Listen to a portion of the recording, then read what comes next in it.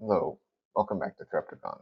Today we're going to talk about Rynn Berry, a vegan historian and classicist. Who was Rynn Berry? He was born in 1945 in Honolulu, Hawaii. He later studied at University of Pennsylvania and Columbia. In his teens, he became a vegetarian and then a vegan in the year 1966, so around the age of 19. And then he started following a raw diet around 1994. And that's really all we know about his diet. But he taught at Baruch College and the New School for Social Research in New York City. He was a professor.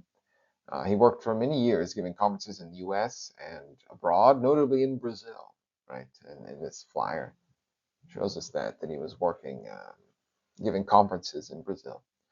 And then he died tragically while running in Central Park um, in the year 2014. So here are some of his books, right? The first one's The Vegetarians, the next one's The New Vegetarians. After that, Famous Vegetarians and Their Favorite Recipes, Lives and Lore from Buddha to the Beatles. That one I have read, though it's been quite a while. And he gives exactly what it says. He takes famous people, whether they're famous thinker or writer or musician or even athlete, and then he does provide some recipes. Food for the Gods, Vegetarianism and the World's Religions. That one is about all the major world religions and their vegetarian vein, because each one has a vegetarian current.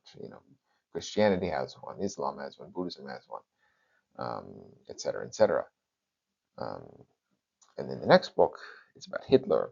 Hitler, neither vegetarian nor animal lover, um, in which he talks about whether Hitler was a vegetarian or not, concluding that he was not. He wrote the article, I should say the entry for veganism. So if you look at the Oxford Companion to American Food and Drink, you go to veganism, he wrote that entry there. And then he wrote a book about becoming raw with various other authors. And then he wrote many, many editions, and it went to its 20th edition, The Vegan Guide to New York City, and where he talks about restaurants, health food stores, and other shops and businesses that support a vegan lifestyle, not just food, but other aspects of it as well. Um, so one important contribution is settling the question of the myth of a vegetarian Hitler. Growing up, I heard this a lot. Oh, Hitler was a vegetarian, implying that vegetarians are bad people. That's what it implies, really.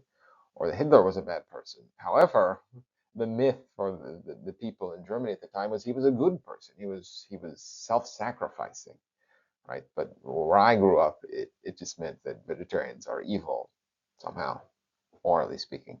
But anyway, none of that's true. Hitler was not a vegetarian. Um, Rynn Berry proves it. And so I took this quote about this book by Richard H. Schwartz. Because animal-based diets and agriculture are so destructive, it is important that we dispel all false challenges to vegetarianism, including the recurring myth about Hitler. Hitler, neither vegetarian nor animal lover, does it definitively. I hope it gets the wide readership that it deserves. And I agree. I agree with what Richard H. Schwartz is saying here. These things are bad. Killing and destroying life on Earth is terrible. So we need to dispel the myth of Hitler the vegetarian, because it's not true. I mean, it's simply not based in fact. So here is that encyclopedia entry that Rynn Berry wrote regarding veganism. This is just the first paragraph. There's several more paragraphs, but this is the first one. And he describes the history of veganism. In 1944, in Leicester, England, Donald Watson and his wife Dorothy coined the term vegan, which they formed from the first three and the last two letters of vegetarianism. Vegetarian.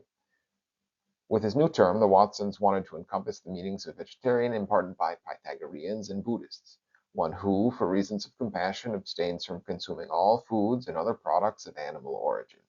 When asked in an interview what had impelled him to coin the term vegan, Watson said, "Veganism originated from the thought that any sentient creature has rights.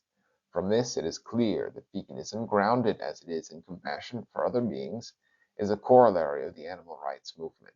Vegans do not consume honey, for instance, because it is the work product of the bee, and honey cannot be harvested without causing the death of some bees. Nor do vegans wear clothing from animal sources. Shoes made from leather, dresses made from silk, or jackets made from wool are verboten to vegans. because their manufacture may result in the discomfort or death of animals. Pharmaceuticals and medicines extracted from animals or that contain animal ingredients are also studiously avoided. And here's my sources for today. And I do realize the first source is the second source is from Wikipedia, but the guy's a Harvard professor, Maynard Clark. So you must forgive me, mea culpa. Anyway, I hope you enjoyed that. Thanks for watching, and I'll see you next time. Goodbye.